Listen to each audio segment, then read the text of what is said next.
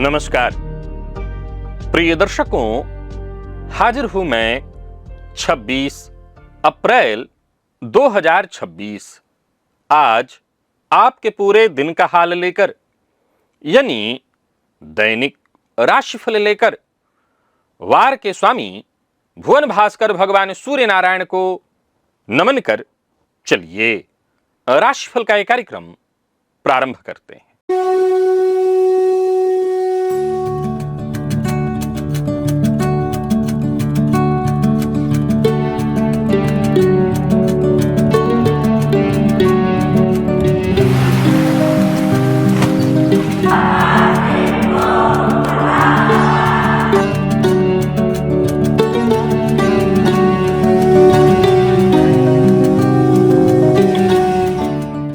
बात करेंगे सबसे पहले आज के पंचांग की।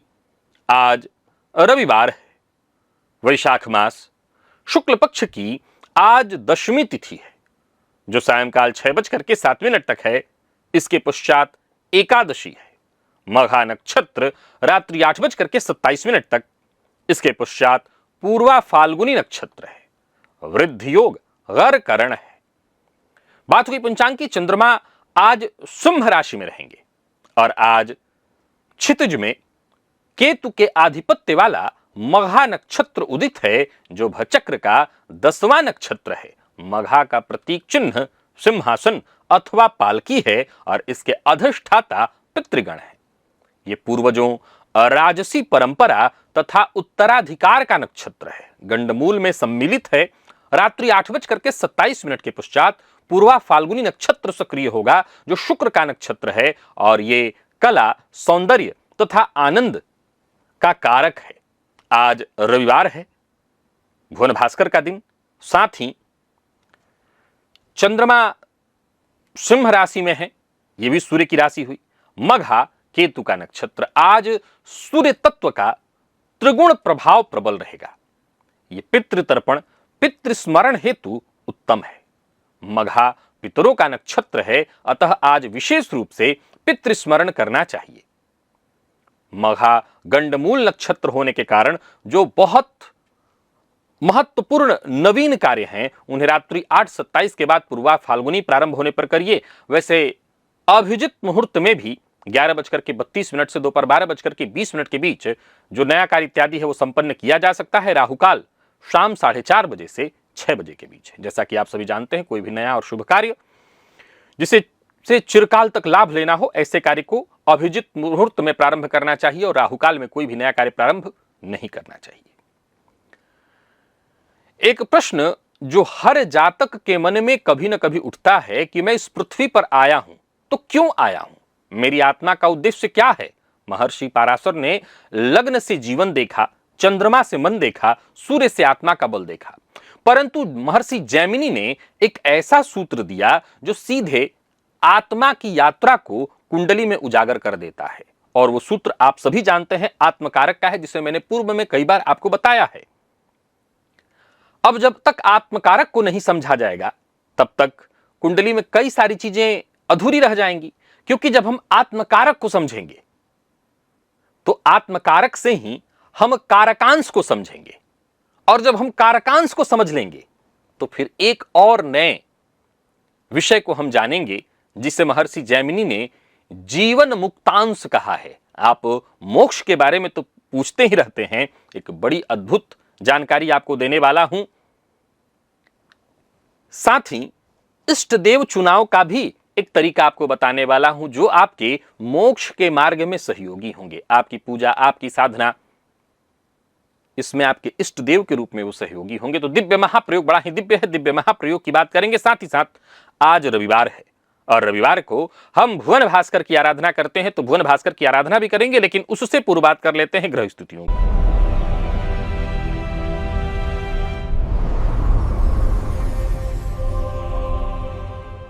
सूर्य मेष में है, शुक्र वृषभ में, गुरु मिथुन में है, चंद्र केतु सिंह में, राहु कुंभ में है, बुध मंगल और शनि ये 3 ग्रह युति बनाकर मीन राशि में संचरण कर रहे हैं। यह है ग्रह स्थिति।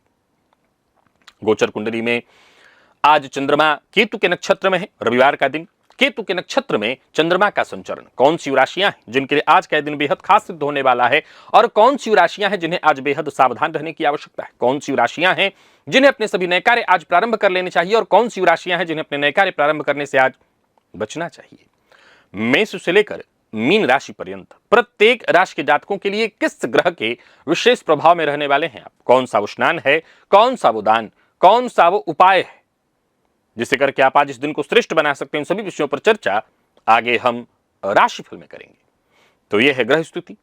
इन्हीं ग्रह स्थितियों के आधार पर आज मैंने आपके पूरे दिन का हाल तैयार किया है, दैनिक राशिफल तैयार किया है। वो नए दर्शक जो मेरे इस राशिफल के कार्यक्रम को आज पहली बार देख रहे हैं उनके लिए बता दूं, यह राशिफल आपकी जन्म राशि के आधार पर है, यानी आपकी जन्म कुंडली में चंद्रमा जिस राशि में बैठे हैं वही आपकी जन्म राशि। अगर आप अपनी जन्म राशि के बारे में नहीं जानते तो फिर आप अपने प्रचलित नाम राशि के आधार पर इस राशिफल को देख सकते हैं। सबसे पहले बात कर लेते हैं मुहूर्त की।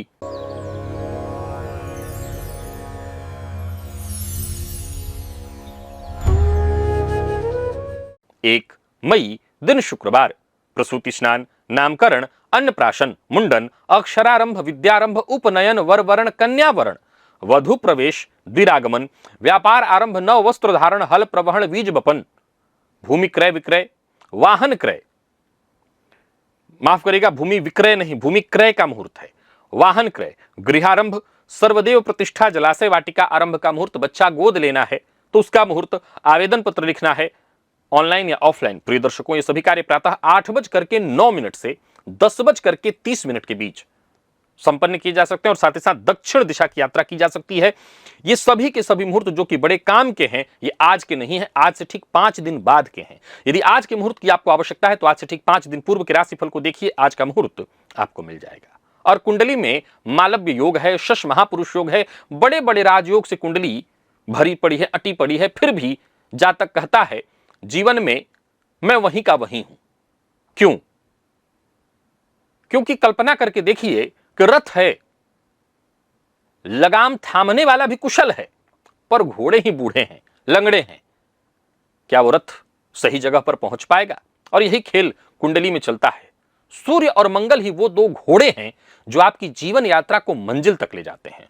और मेष, सिंह, धनु, ये 3 अग्नि तत्व की वो राशियां हैं जो इनमें जान डालती हैं। अगर ये कमजोर हो तो चाहे रथ कितना भी सजा हो, जन्म कुंडली कितनी भी मजबूत हो, तय जानिए कि कहीं जाने वाला नहीं।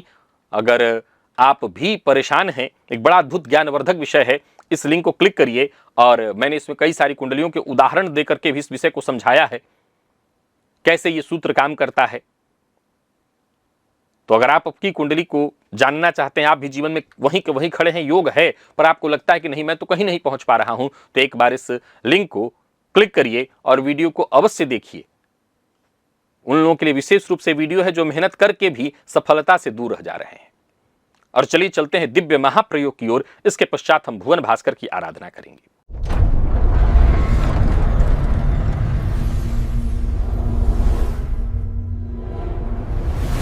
प्रिय दर्शकों, जैमिनी सूत्र के अनुसार कुंडली में जो सबसे अधिक अंश पर ग्रह बैठा होता है, चाहे वो कोई भी ग्रह हो, वो आत्मकारक कहलाता है। वो कौन कहलाता है? आत्मकारक ग्रह, राहु केतु को हटा करके। ये आत्मा का प्रतिनिधि है, जन्म जन्मांतर की यात्रा का केंद्र है ये। अब आत्मकारक ग्रह को जब हमने समझ लिया, जो कि हमारे लिए बहुत महत्वपूर्ण है, समझ गए इसी से कि आत्मा का कारक है, हमारे आत्मा का प्रतिनिधित्व करता है। और ये जिस भाव में बैठा है आत्मकारक ग्रह, उससे यह भी पता चलता है कि हमारी आत्मा, जैसे आप प्रश्न मैंने उठाया था कि क्या उद्देश्य है, तो आत्मकारक ग्रह से यह पता चल जाता है कि जीवन का मुख्य उद्देश्य क्या है, आगे की जो यात्रा है वो आप किस उद्देश्य से कर रहे हैं। अब आत्मकारक ग्रह नवमांश में जिस राशि में बैठा है, आत्मकारक ग्रह तो एक लाइन में आप जानते हैं, पहले भी कई बार बताया है। अब आत्मकारक ग्रह जिस राशि में नवमांश में बैठा है वही कारकांश राशि कहलाती है। यह सूत्र भी मैंने आपको बता रखा है, वो कारकांश राशि कहलाती है। अब फिर जन्म कुंडली में आइए और उस राशि को लेते आइए जिस राशि में आपके आत्मकारक ग्रह नवमांश में बैठे हैं, वो केवल राशि लानी है। अब एक नई जन्म कुंडली का निर्माण करिए, उसी कारकांश लग्न को लग्न में रख करके और एक नई जन्म कुंडली का निर्माण करिए। और इसके पश्चात ग्रहों की स्थिति जो जन्मांक में है, याद रखिए आप नवमांश में उस भाव को उठा लिए जिसमें आपके कुंडली के आत्मकारक ग्रह बैठे हैं। अब उस राशि को आप जन्मांक में पुनः लाए, उसी वाली राशि से आपने कुंडली के चार्ट को दोबारा बना लिया।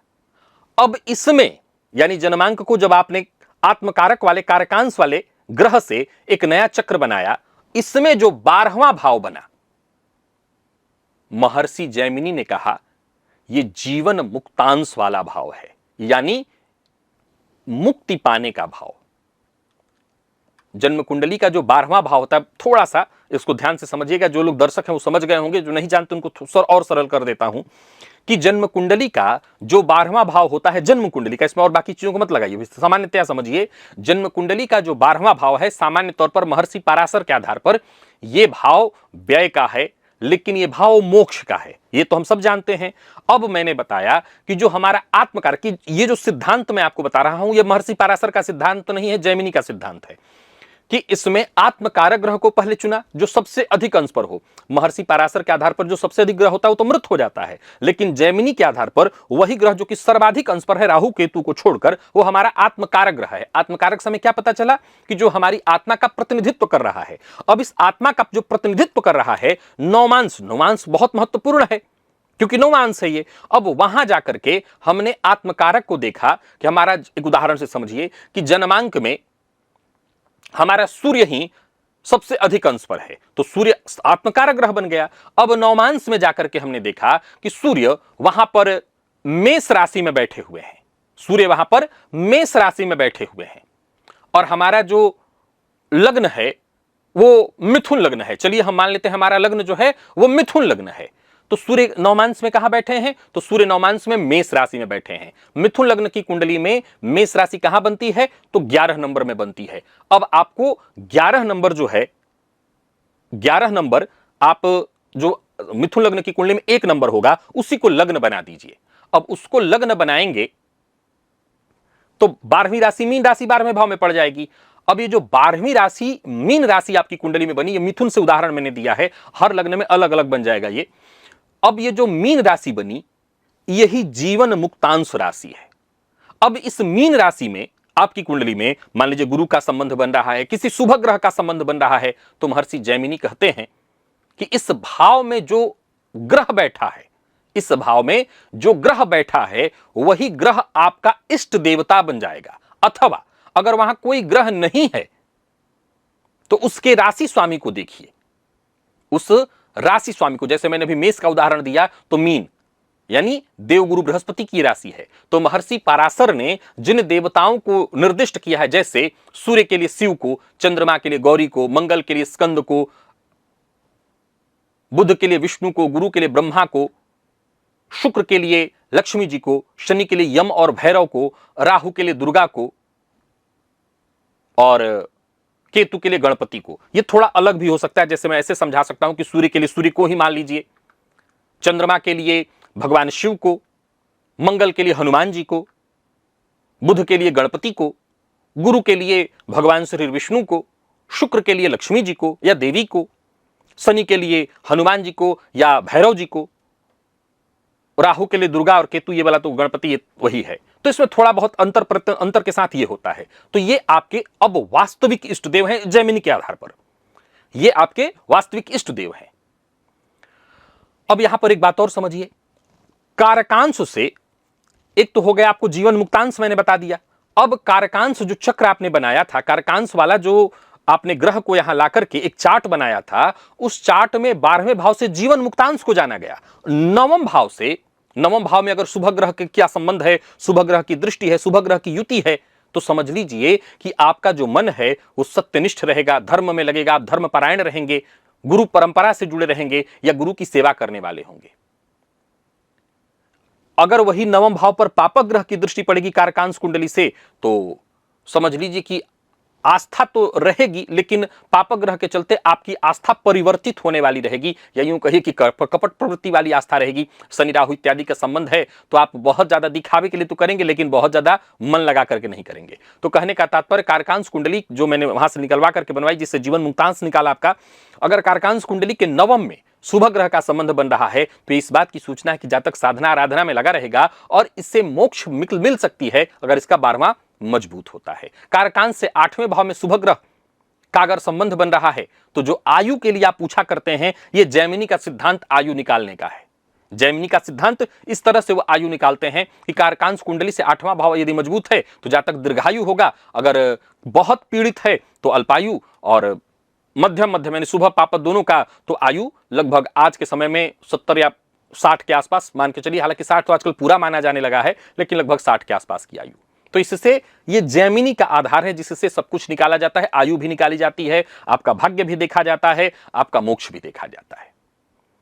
तो आशा करता हूं आपने कारकांश कुंडली से अपने 12वें भाव को देखा होगा और देख करके वहां से पहले अपने इष्ट देवता का चुनाव करिए। ध्यान रखिएगा, यहां पर मैंने 12वें से ही इष्ट का चुनाव करने के लिए कहा है, 5वें और 9वें की बात नहीं कही है। आमतौर पर महर्षि पराशर के आधार पर 5वें से इष्ट का चुनाव होता है, लेकिन ये जो मैंने कारकांश कुंडली बताई जैमिनी की, इसमें मैंने 12वें से इष्ट चुनाव करने के लिए कहा, और यही इष्ट आपके लिए आपके मोक्ष मार्ग को प्राप्त कराने में सहयोगी होगा। चलिए चलते हैं भुवन भास्कर की आराधना की ओर। यह विषय वैसे तो मेरी नजर में सरल था, कई बार शब्द बार बार कठिन ऐसे हो रहे होंगे जिसके चलते कुछ लोगों को समझ न आया हो। अगर नहीं आया तो कमेंट में बताइएगा, मैं इसे बोर्ड पर भविष्य में समझा दूंगा। वैसे विषय बेहद सरल था। चलते हैं भुवन भास्कर की आराधना की ओर।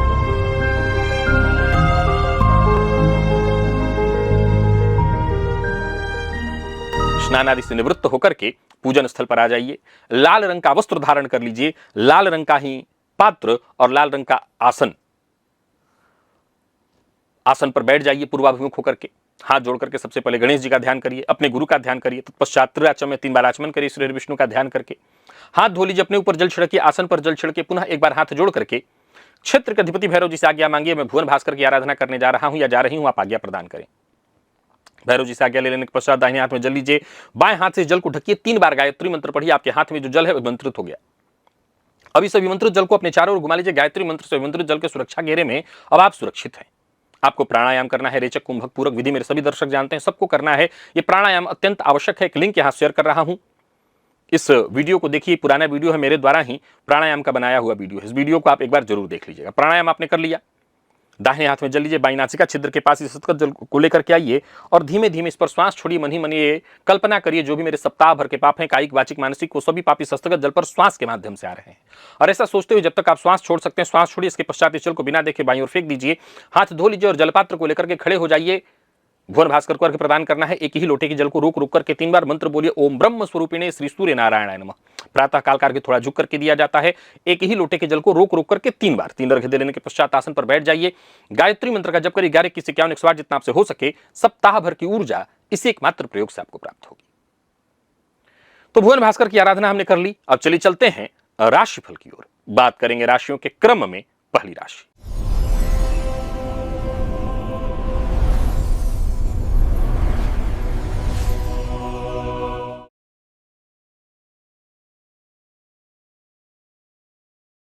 मेष राशि के जातकों के लिए आज का दिन क्या लेकर के आ रहा है। गोचर कुंडली में चंद्रमा आज आपके 5वें भाव में विराजमान है।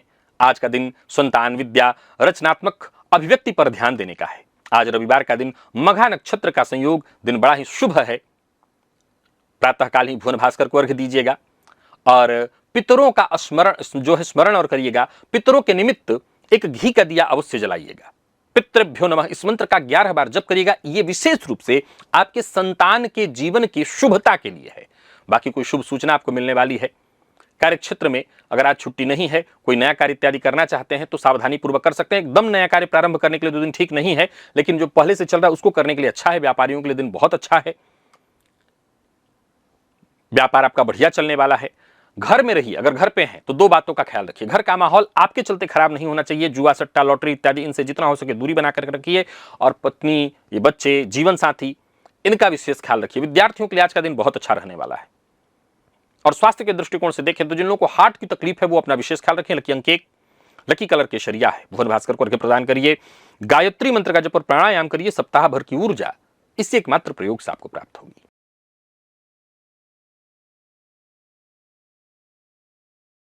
वृषभ के जातकों की बात कर लेते हैं। गोचर कुंडली में चंद्रमा राशि से आपके चतुर्थ में विद्यमान है।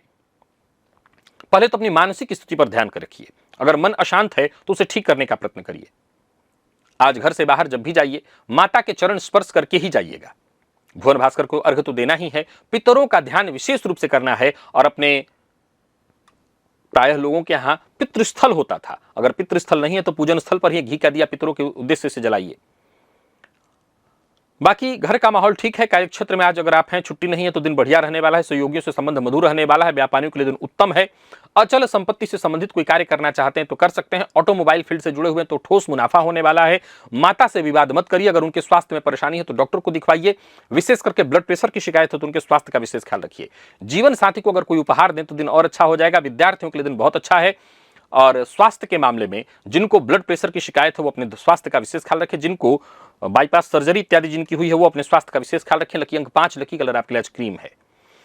भुवन भास्कर को अर्घ्य प्रदान करिए, गायत्री मंत्र का जप और प्राणायाम करिए, सप्ताह भर की ऊर्जा इसी एकमात्र प्रयोग से आपको प्राप्त होगी।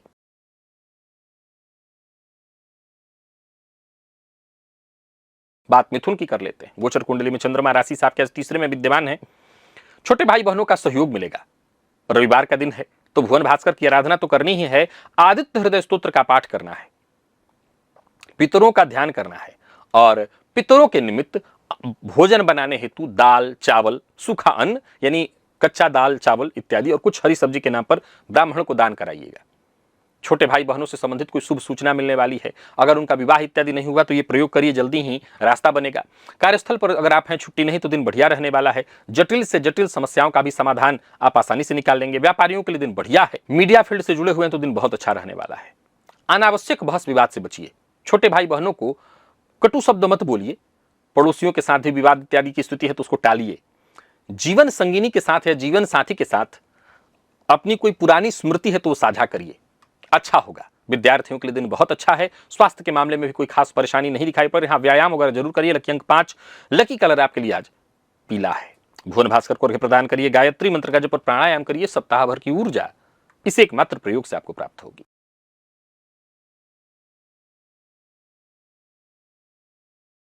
कर्क के जातकों की बात कर लेते हैं। चंद्रमा दूसरे में विद्यमान है, जो धन वाणी पारिवारिक संग्रह इत्यादि का भाव है। मघा नक्षत्र का प्रभाव, रविवार का दिन, पितरों का स्मरण आज बहुत आवश्यक है। पितृभ्यो नमः 27 बार इस मंत्र का जप करिएगा।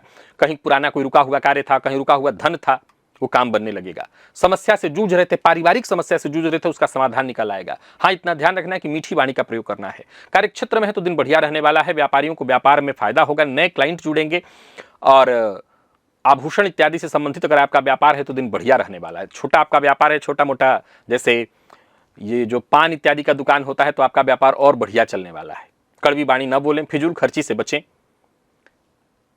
दांपत्य जीवन सुखमय रहने वाला है। प्रेमियों के लिए दिन बहुत अच्छा। विद्यार्थियों के लिए दिन बेहद खास। मैनेजमेंट फील्ड के विद्यार्थियों के लिए विशेष खास रहने वाला है दिन। लकी अंक 1, लकी कलर हल्का पीला है। भुवन भास्कर को अर्घ्य प्रदान करिए, गायत्री मंत्र का जप और प्राणायाम करिए, सप्ताह भर की ऊर्जा इसी एकमात्र प्रयोग से आपको प्राप्त होगी।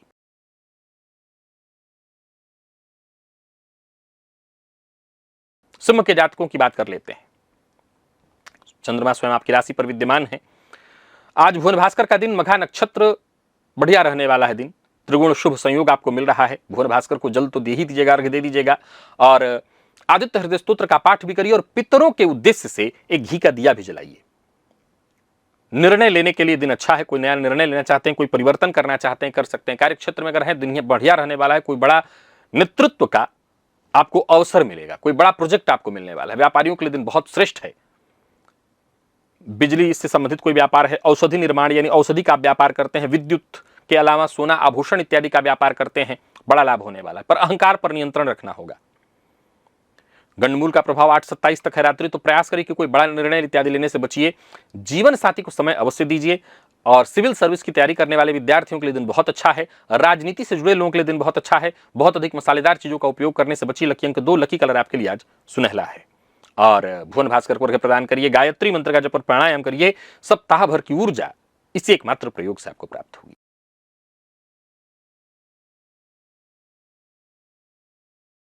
बात कन्या की कर लेते हैं। 12वें का चंद्रमा है जो व्यय भाव में विद्यमान है। आध्यात्मिक साधना का दिन है, पितरों की साधना का दिन है। भुवन भास्कर को तो अर्घ दीजिए ही दीजिए। आज पितरों के निमित्त अन्नदान अवश्य करिएगा। व्यय पर अपने अंकुश लगा करके रखिएगा। जुआ, सट्टा, लॉटरी इत्यादि से दूरी बना करके रखिएगा।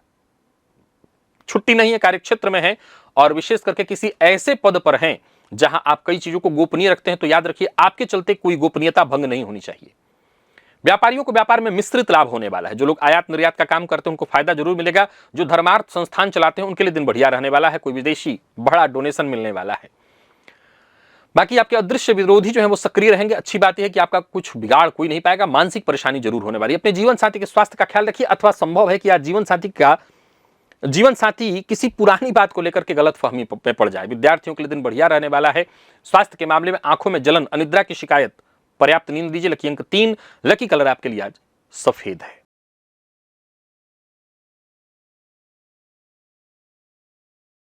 बात तुला की कर लेते हैं। एकादश का चंद्रमा, दिन बड़ा अद्भुत है आपके लिए। लाभ का दिन है, इच्छा पूर्ति का दिन है और ऊपर से रविवार का दिन, भुवन भास्कर का दिन, मघा नक्षत्र, पितरों की कृपा। आज पितरों के उद्देश्य से घी का दिया जलाइए और एक पौधा अगर अपने हाथों लगा दें, विशेष करके पीपल का लगा दीजिए तो बहुत अच्छा होगा। पितरों के उद्देश्य से लगाइएगा। भाई बहनों से संबंधित कोई शुभ समाचार, विशेषकर बड़े भाई बहनों से संबंधित। कार्यक्षेत्र में आज कठोर परिश्रम का दिन है लेकिन सफलता दिलाने वाला दिन। व्यापारियों के लिए दिन बेहद श्रेष्ठ है। आप कोई ऐसा कार्य करते हैं जैसे कंसल्टेंसी इत्यादि का काम करते हैं, ऑडिट का काम करते हैं, मेडिकल सेवा वगैरह में डॉक्टर हैं आप, दिन बढ़िया रहने वाला है। और कोई फ्रेंचाइजी इत्यादि लेकर के आप चला रहे हैं तो भी दिन अच्छा रहने वाला है। परंतु याद रखिएगा, ओवर कॉन्फिडेंस में आकर के कोई फैसला मत कीजिए। अनावश्यक बहस विवाद से दूरी बना करके रखिए। दाम्पत्य जीवन पूरी तरह से आपका सुखमय रहने वाला है और विद्यार्थियों के लिए अच्छा है। जो सीए की तैयारी करें, जो मेडिकल की तैयारी करें, जो प्रतियोगी परीक्षा की तैयारी करें, ऐसे विद्यार्थियों के लिए अत्यंत श्रेष्ठ है। स्वास्थ्य के मामले में आंत में हल्की गड़बड़ी की संभावना है। खान पान बड़ा नियंत्रित रखिए। लकी अंक 5, लकी कलर आपके लिए आज गुलाबी है। भुवन भास्कर को अर्घ्य प्रदान करिए। गायत्री मंत्र का जप और प्राणायाम करिए। सप्ताह भर की ऊर्जा इसी एकमात्र प्रयोग से आपको प्राप्त होगी।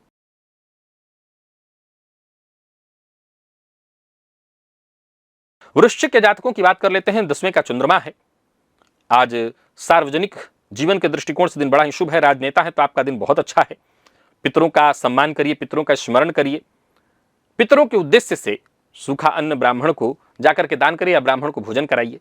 कार्यक्षेत्र में प्रगति मिलने वाली है। बॉस आपसे प्रभावित होंगे। अगर छुट्टी नहीं है तो दिन बढ़िया रहने वाला है। लोग आपकी राय मानेंगे, अति उत्तम है। सरकारी नौकरी से, सरकारी कार्यों से जुड़े लोग, शासन प्रशासन से जुड़े लोगों के लिए आज का दिन बहुत अच्छा है। आप शल्य चिकित्सक हैं तो दिन अच्छा रहने वाला है। आप हड्डियों के डॉक्टर हैं, दिन बहुत अच्छा रहने वाला है। बाकी पद प्रतिष्ठा, मान सम्मान में वृद्धि होगी। अहंकार पर अपने नियंत्रण बना करके रखिएगा। लव लाइफ के दृष्टिकोण से दिन अच्छा है। दाम्पत्य जीवन सुखमय है और विद्यार्थियों के लिए भी आज का दिन बहुत अच्छा है। जो शोध के विद्यार्थी हैं, जो चिकित्सा, फॉरेंसिक, अन्वेषण इत्यादि यानी कि जितने भी रिसर्च फील्ड के हैं उसके विद्यार्थियों के लिए दिन बहुत अच्छा है। स्वास्थ्य के मामले में कोई परेशानी नहीं। भुजंगासन होता है, जानते हैं, पता कर लीजिएगा देख करके कहीं यूट्यूब इत्यादि पर। भुजंगासन से आज आपको बड़ा फायदा मिलेगा। लकी अंक 9, लकी कलर मैरून। भुवन भास्कर को अर्घ्य प्रदान करिए। गायत्री मंत्र का जप और प्राणायाम करिए। सप्ताह भर की ऊर्जा इसी एकमात्र प्रयोग से आपको प्राप्त हो।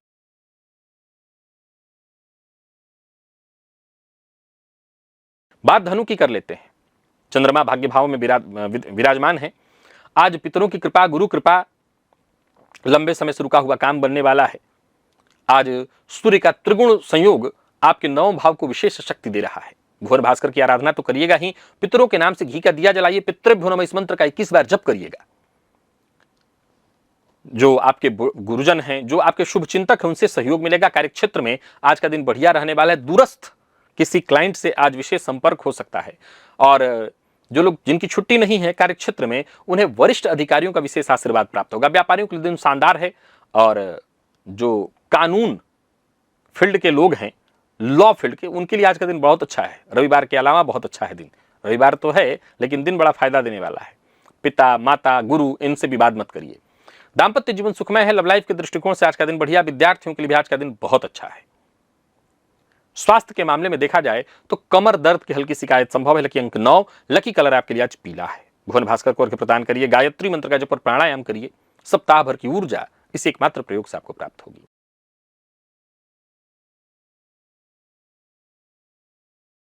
बात मकर की कर लेते हैं। गोचर कुंडली में चंद्रमा 8वें में विद्यमान है। आकस्मिक कुछ परेशानियां आएंगी, लेकिन आकस्मिक कुछ लाभ भी होगा। भुवन भास्कर की आराधना विशेष रूप से करिएगा। पितरों का ध्यान करिए। आज हो सके तो तर्पण करिए। पैतृक संपत्ति को लेकर के कोई विवाद या परेशानी चली आ रही थी, वो दूर होगी। यूं समझ ले कि अप्रत्याशित लाभ की भी स्थिति बनी हुई है। व्यापारियों को व्यापार में लाभ होगा। आप कोई ऐसा कार्य करते हैं जो रिसर्च फील्ड से जुड़ा हुआ है, वो दिन बहुत अच्छा। आप मेडिकल फील्ड से जुड़े हुए हैं, जड़ी बूटी का काम करते हैं, आज का दिन बहुत अच्छा रहने वाला है। जल्दबाजी में कहीं हस्ताक्षर इत्यादि ना करें। स्वास्थ्य का ख्याल रखें। यात्रा करें तो बहुत सावधानी के साथ करिए। काम जो भी करिए पूर्ण पारदर्शिता के साथ करिए। विद्यार्थियों का मन पढ़ाई में कम लगेगा, इधर उधर की चीजों में ज्यादा। नाभि के आसपास थोड़ा खिंचाव महसूस होगा या पेट में दर्द या इत्यादि की संभावना है। लकी अंक 4, लकी कलर ब्राउन और भुवन भास्कर को अर्घ्य प्रदान करिए। गायत्री मंत्र का जप और प्राणायाम करिए। सप्ताह भर की ऊर्जा इस एकमात्र प्रयोग से आपको प्राप्त।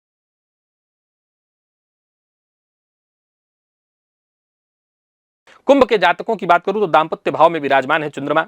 जीवन साथी के साथ संबंध जितना हो सके मधुर रखने का प्रयत्न करिए।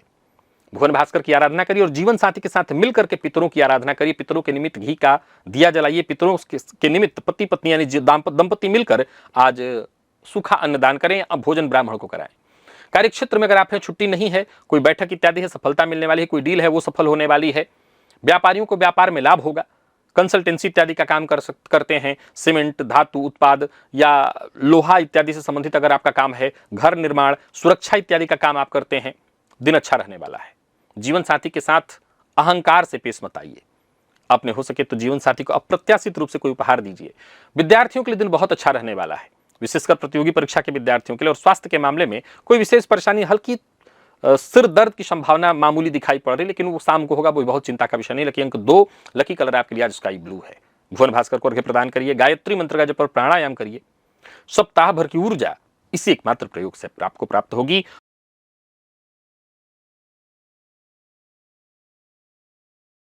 और आखिरी राशि मीन की बात कर लेते हैं। छठे भाव में चंद्रमा, रोग रिपुर्ण के भाव में विराजमान। आज भुवन भास्कर का दिन। भुवन भास्कर को अर्घ्य दीजिए। पितरों की कृपा हेतु उनका स्मरण करिए। घी का दिया जलाइए। पितृभ्यो नमः इस मंत्र का 11 बार जप करिए। पुराने विरोधी आपके शांत होंगे। चिरकाल से चला रहा रोग शांत होगा। कार्य क्षेत्र में आपके जो अगर छुट्टी नहीं है तो आपके अधीनस्थों का पूरा सहयोग मिलेगा। जो प्रतिस्पर्धी हैं खुद ब खुद रास्ता छोड़ देंगे। व्यापारियों को व्यापार में लाभ। औषधि निर्माण, शल्य उपकरण, शल्य कर्म इत्यादि का काम है आपका। नहीं डॉक्टर हैं आप, चिकित्सा विशेष करके सर्जरी वाले डॉक्टर, दिन बहुत अच्छा रहने वाला है। अपने नीचे काम करने वालों के साथ कठोरता से बिल्कुल पेश मत आइएगा। आज रात्रि के लिए विशेष एक बात बता देता हूं, आज भोजन रात्रि में मत करिए या हल्का कुछ खा लीजिएगा। जीवन साथी के लिए कड़वी वाणी का प्रयोग ना करें। दांपत्य जीवन वैसे ठीक रहेगा। विद्यार्थियों के लिए दिन बहुत अच्छा है। और स्वास्थ्य के दृष्टिकोण से देखें तो पुराना रोग आपको परेशान कर सकता है। जरूरत पड़ने पर आज डॉक्टर भी बदल लीजिए। लकी अंक 7, लकी कलर आपके लिए आज हल्का पीला है। भुवन भास्कर को अर्घ्य प्रदान करिए। गायत्री मंत्र का जप करिए। प्राणायाम करिए। सप्ताह भर की ऊर्जा इसी एकमात्र प्रयोग से आपको प्राप्त होगी। तो प्रिय दर्शकों, ये था मेष से लेकर के मीन राशि पर्यंत प्रत्येक राशि के जातकों के लिए आज आपके पूरे दिन का हाल। अभी के लिए बस इतना। इजाजत दीजिए, पुनः मुलाकात होगी। तब तक के लिए नमस्कार।